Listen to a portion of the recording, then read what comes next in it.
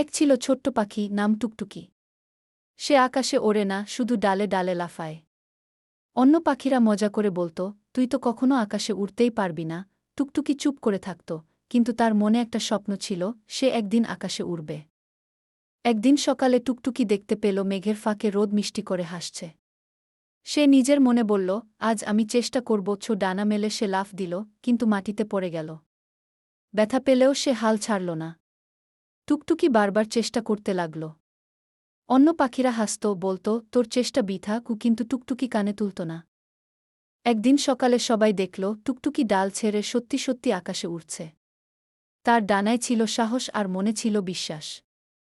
এখন অন্য পাখিরা অবাক হয়ে বলত, টুকটুকি, তুই সত্যিই পারলি। টুকটুকি মুচকি হেসে বলল, স্বপ্ন দেখো আর চেষ্টা করো। একদিন সবকিছু সম্ভব হবেই।